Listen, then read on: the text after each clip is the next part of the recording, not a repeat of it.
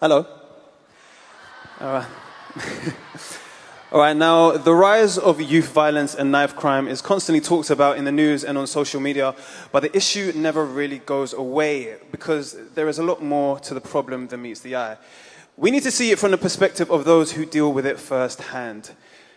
Tyler and Sidali are part of a community that brings people affected by youth violence together, building an environment of support and trust. Let's take a look at their story. The latest young person apparently in the wrong place at the wrong time. Late offences every day in London. The capital Toby Nelson was stabbed. If they're suspected of carrying knives, Carried out around 800. The blade they retrieved was around 80.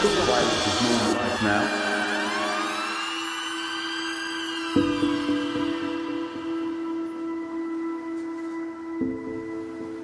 I'm 16. Someone died my age not too long ago. From the same thing, it's the same thing that's happening all the time. So violence in London isn't something that's like uncommon anymore. You could be from a certain postcode, and someone who comes from a different area who doesn't get along with that person or with that area might feel like because you live there, you're one of them, and that can cause an altercation to happen and can cause a death.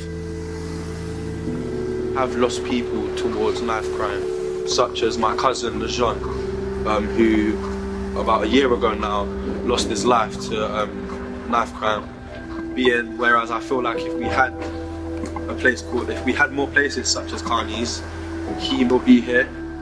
Because we do have a lot of youth clubs, but a lot of them don't really centre on the core problem and the core issue of what the youth have, which is that role model. They don't have those certain workers. Like, they may have one that really cares, but the other ones, it's just like their job. But here at Carney's, everyone cares. Like, there's not one coach that I don't have a good connection with.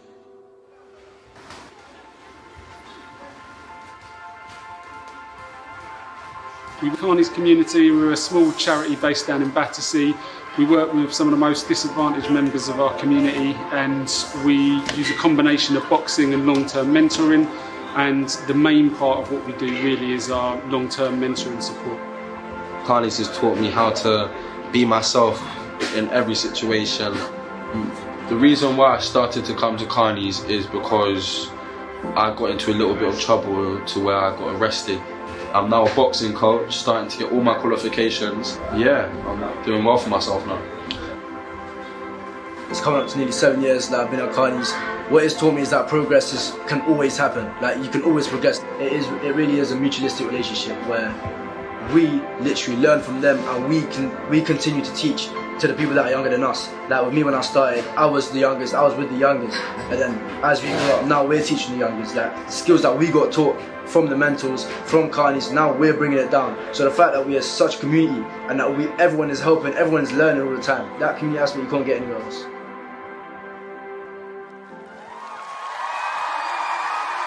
Yeah. Take a hand for the beautiful, incredible Carney's community. Thank you. Great being here today at We Day.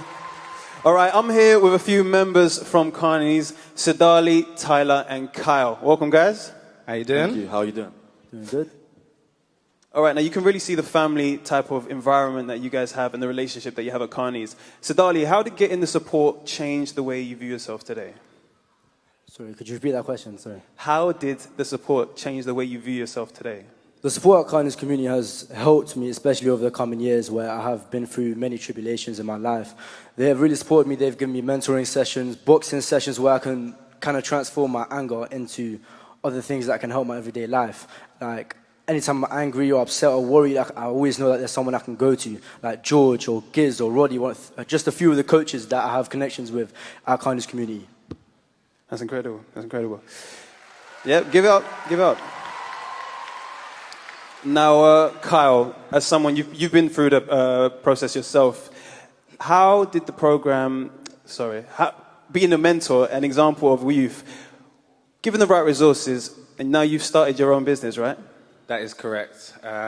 With the investment that was put into me from a young child to an adult now, I've been able to kind of turn my life around. And as you said, I started up my own business, one called Good Guys Decorating, which has a community aspect to it. So for every job we do, we take a percentage of our profits, and once a month we'll paint the bedroom of a child living in poverty or somebody suffering mental health issues free of charge. That's amazing. Very, very inspirational. Thank you. Now, what is one lesson that you learned at Carney's that you want to share with the kids today? One lesson that I would say to the kids is chase your dreams. Don't wait to do what you want to do, and don't wait to hold up what you enjoy. And one thing that Carney's has taught me is that it gives you the knowledge to be able to know what you're doing, if you're doing something right or if you're doing something wrong. Great, amazing. Now, what Carney's shows us is that ending youth violence doesn't just come down to changing laws, but creating a community where everyone feels understood. So we need to look past the labels and statistics, because when we choose to see each other's potential, they too will believe in themselves. Round of applause for Carney's. Thank you. Thank you for having us.